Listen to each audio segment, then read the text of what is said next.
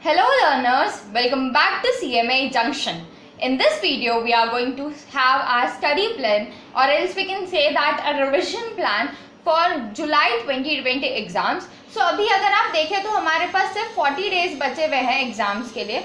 सो इन 40 days को आपको अच्छे से यूटिलाइज करना है. ठीक है, हम क्या कर रहे हैं अभी जो हम डिस्कस करने वाले हैं वो स्पेसिफिकली बोथ ग्रुप के लिए हम डिस्कस करने वाले हैं. तो हमने क्या किया, ये 40 डेज को हमने डिवाइड कर दिया है 4 पार्ट में. हर एक में आपके पास 10-10 दिन का टाइम है. ठीक है, सो ये 10-10 दिन में हमने इसको डिवाइड कर दिया है. अब ये 10 दिन में फर्स्ट 10 दिन में आपको 2 सब्जेक्ट करने हैं, सेकेंड में 2, थर्ड में 2 एंड फोर्थ में 2. अगर आप दे रहे हैं सिर्फ सिंगल ग्रुप तो आप क्या कीजिए, ये जो बोथ ग्रुप वालों को 2-2 सब्जेक्ट करना पड़ रहा है ये 10 दिन में, आप क्या कीजिए हर एक 10 दिन में एक सब्जेक्ट को पकड़ लीजिए. ठीक है, और उस तरीके से आप ये स्टडी प्लान को फॉलो कर सकते हैं. ठीक है, सो देखिए अब आपको करना क्या है. तो मैंने आपको बता दिया 10-10 दिन हमने 2-2 सब्जेक्ट को डिवाइड कर दिया है. अब इसके बाद क्या ये 10 दिन करने के बाद उसको वापस कंटिन्यू नहीं रखना है? तो आंसर इज नो. अगर आपने ये 10 दिन कंप्लीट कर लिए, इसके बाद आपको क्या करना है, इनका रिवीजन भी करते रहना है. मतलब ये 10 दिन वाले सब्जेक्ट्स हो गए, उसके बाद आगे उसका रिवीजन होता रहेगा हर टाइम. मतलब थोड़े से क्वेश्चंस करते जाइए, एमटीपी आरटीपी करते जाइए साथ साथ. मतलब 10 दिन आपने उसको कंप्लीट कर लिया, उसके बाद उससे रिलेटेड एमटीपी आरटीपी ये सब चीज़ों को भी कंटिन्यूड में रखिए. ठीक है, ताकि आपके ऐसा ना हो कि आपने ये 10 दिन तो कर लिया, उसके बाद आगे आते आते तक जब तक बाकी सारे सब्जेक्ट हो रहे हैं आप उसको भूल गए.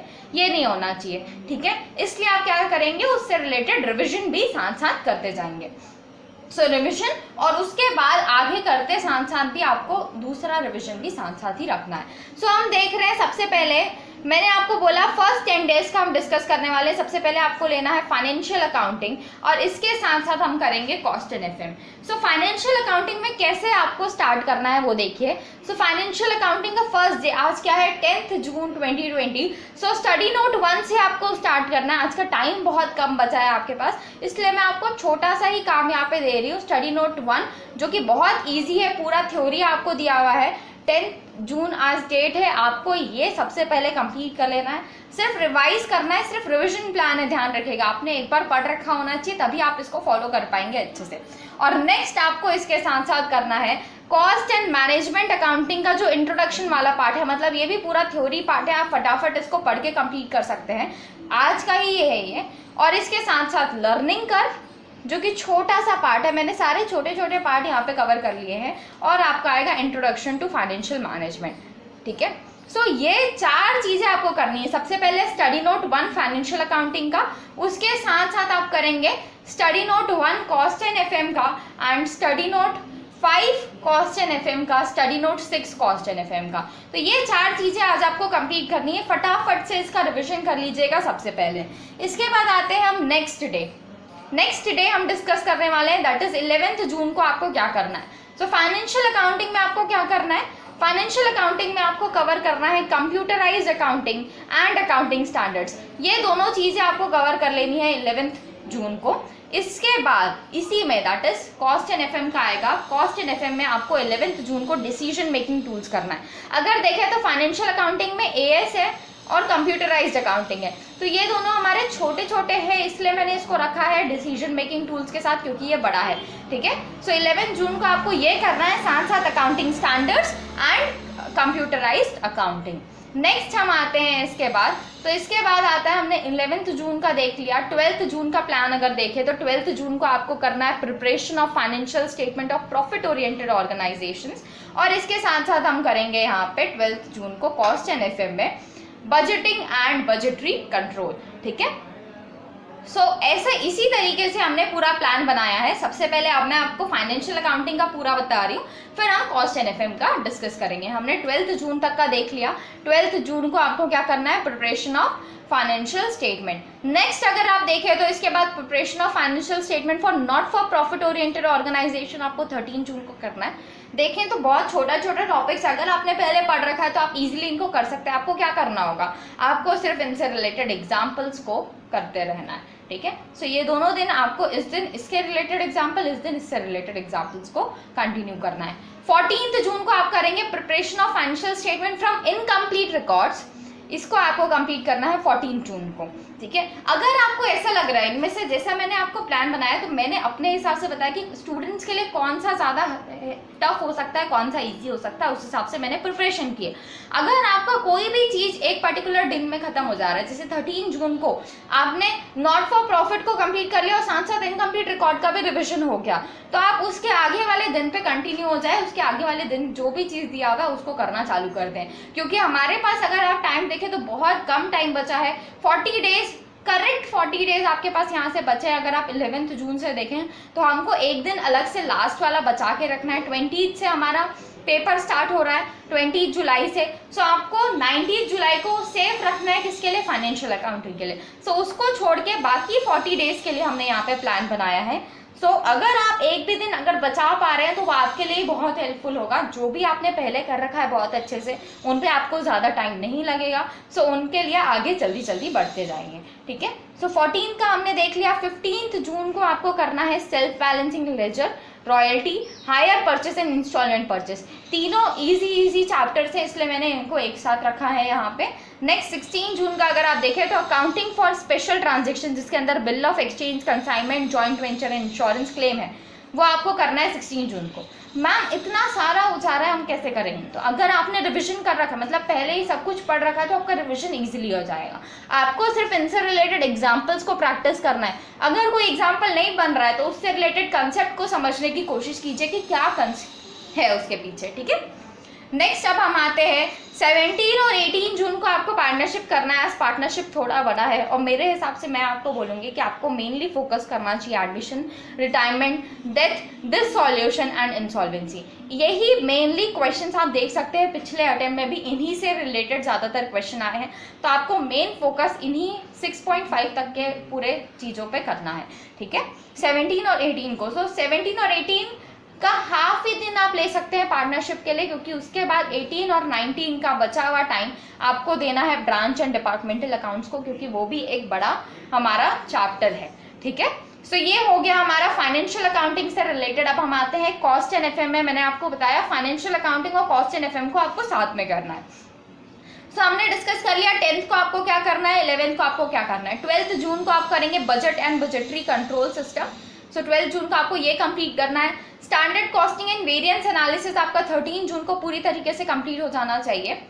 नेक्स्ट हम आते हैं तो इसके अंदर tools for financial analysis and planning. अगर देखा जाए तो ये चैप्टर हमारा थोड़ा बड़ा है, जिसमें फाइनेंशियल रेशियो भी कवर होता है, फंड फ्लो भी कवर होता है, कैश फ्लो भी कवर होता है। लेकिन हम ज़्यादा टाइम नहीं दे सकते, जैसा कि मैंने आपको बोला, अगर आप पिछले चैप्टर्स को जल्दी कंप्लीट कर सकते हैं तो इनको आप ज़्यादा टाइम दे पाएंगे, ठीक है। सो 14 जून को आपको करना है tools for financial analysis and planning.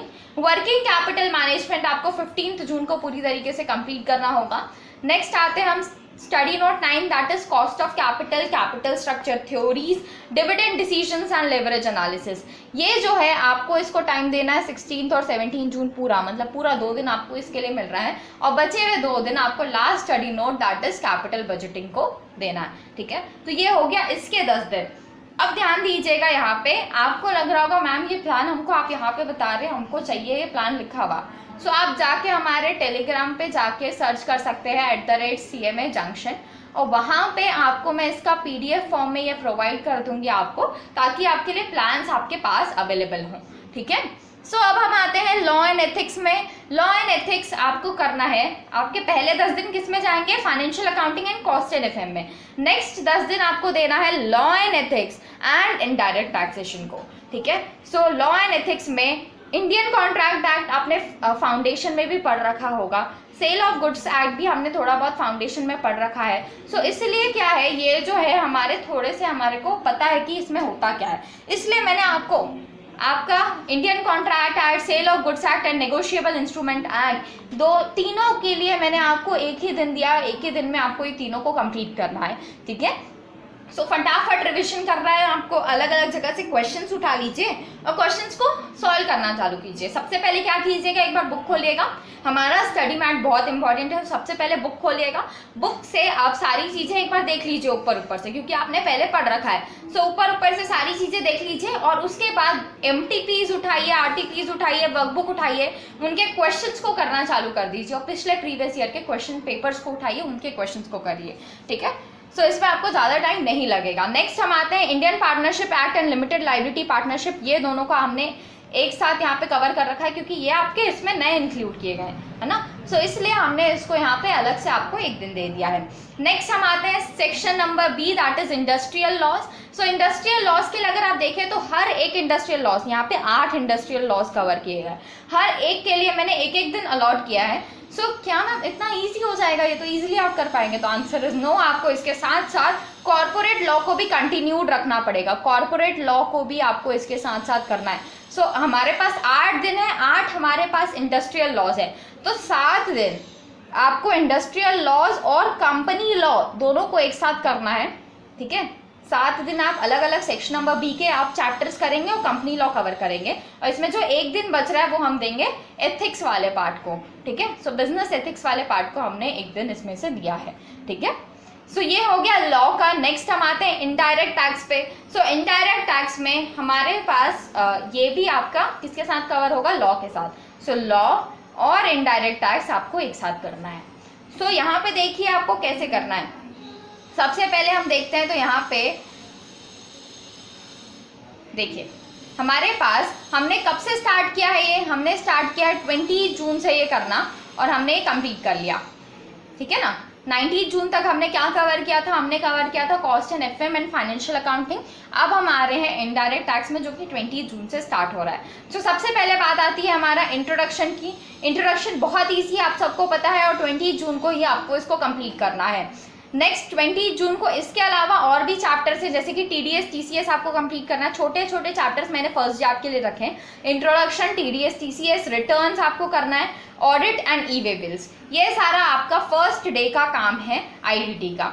Next हम आते हैं levy and collection of tax. हमको पता है एक बड़ा चैप्टर है, बहुत ज़्यादा इंपॉर्टेंट चैप्टर भी है, इसलिए मैंने आपको इसको 2 दिन दिए हैं, और 2 दिन के अंदर आपको levy and collection of tax को कंप्लीट करना होगा।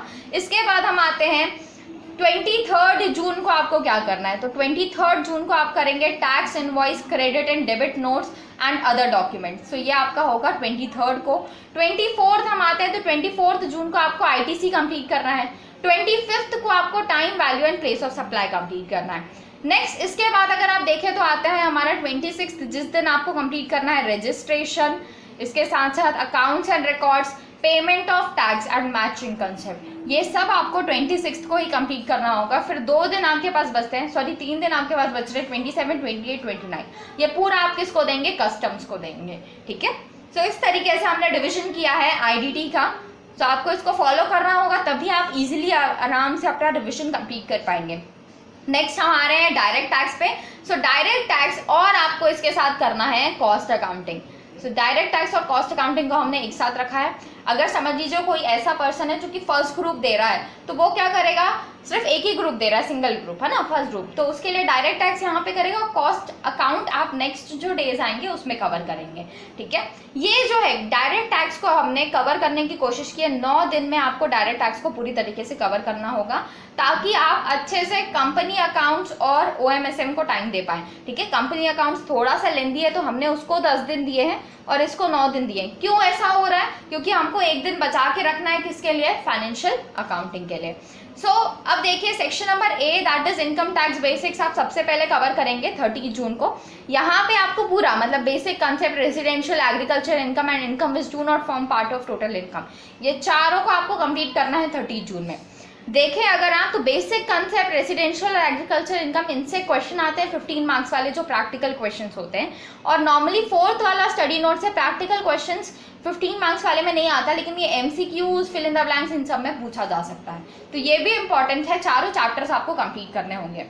नेक्स्ट हम आते हैं हमारे हेड्स में। तो हर एक हेड को हमने एक एक दिन दिया है। Income under the head salary को 1 जुलाई, हाउस प्रॉपर्टी को 2nd, PGBP 3rd, capital gains को 4th को कंप्लीट करना है आपको, 5th को अदर सोर्सेज से, ठीक है। अब ये हाउस प्रॉपर्टी अगर हम देखें तो हाउस प्रॉपर्टी हमारा थोड़ा इजी है, ज़्यादा लेंथी नहीं है। तो इस दिन आप क्या करेंगे? क्लबिंग वाला पार्ट और set of and carry forward, ये दोनों भी आप 2 जून को ही कंप्लीट करेंगे। सिमिलर वे में हमारा इनकम फ्रॉम अदर सोर्सेज भी ज़्यादा लेंथी नहीं है, इसलिए इसके साथ साथ आप डिडक्शंस को भी कंप्लीट करेंगे।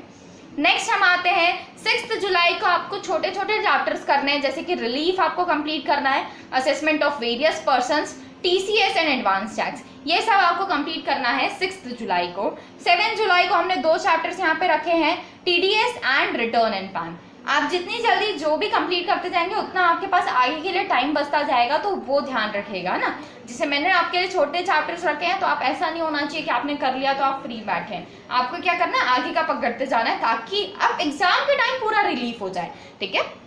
नेक्स्ट 8 जुलाई को आपका आता है लास्ट के 2 chapters, that is assessment procedures and ICDS, ठीक है। सो इस तरीके से हमने डिविजन किया है DT का, दैट इज डायरेक्ट टैक्सेशन का। नेक्स्ट हम आते हैं कॉस्ट अकाउंटिंग पे। सो कॉस्ट अकाउंटिंग और डायरेक्ट टैक्सेशन एक साथ आपको करना है। सो कॉस्ट अकाउंटिंग में आप सबसे पहले करेंगे इंट्रोडक्शन टू कॉस्ट अकाउंटिंग, 30 जून को आपको ये कंप्लीट करना है। फिर आते हैं हम 1 जुलाई को कॉस्ट अकाउंटिंग स्टैंडर्ड्स आप करेंगे। 2 जुलाई को कॉस्ट एसरटेनमेंट करेंगे, that is material, employ, direct expenses and overheads वाला जो पार्ट है वो आपको 2 जुलाई को ही कंप्लीट करना होगा पूरा। कॉस्ट बुक कीपिंग को हमने 2 पार्ट में डिवाइड कर लिया है, cost accounting records, ledgers and cost statement. इसके साथ साथ जो आपके एबनॉर्मल आइटम्स और इंटीग्रल अकाउंट्स हैं वो आपको 3 जुलाई को कंप्लीट करना है। 4 जुलाई को आप रिकंसिलेशन वाला पार्ट कंप्लीट करेंगे और इसके साथ साथ जॉब कॉस्टिंग और बैच कॉस्टिंग करेंगे। 5 जुलाई को हम आते हैं, तो 5 जुलाई को आपको contract process and operating costing को कंप्लीट करना है। फिर उसके बाद आता है मार्जिनल कॉस्टिंग। तो मार्जिनल कॉस्टिंग हमको पता है एक अच्छा और इम्पॉर्टेंट चैप्टर है, सो एक दिन हमने इसको प्रोवाइड किया है। Standard costing and variance analysis के लिए हमने 1 दिन दिया है और बजट एंड बजटरी कंट्रोल के लिए भी हमने 1 दिन दिया है। तो इस तरीके से डिवीजन हुआ है। अब डिवीजन हो रहा है ना, तो आपको लगेगा कि इजी है, आप सिर्फ 1 दिन का टास्क देखिए, 1 दिन आपको क्या करना है, आगे का कुछ भी मत देखिए, है ना। सो मैं आपको PDF प्रोवाइड कर दूंगी टेलीग्राम पे, वहां से आप डाउनलोड कीजिए, 1 दिन का टास्क देखिए। आज 10 जून है, आज का क्या टास्क है वो कंप्लीट कीजिए, बस आपका इतना ही काम है, ठीक है। आगे का टेंशन मत लीजिए कि आगे क्या आ रहा है ना। आपको सिर्फ 1-1 दिन का याद रखना है कि हाँ हमको इस दिन ये करना है।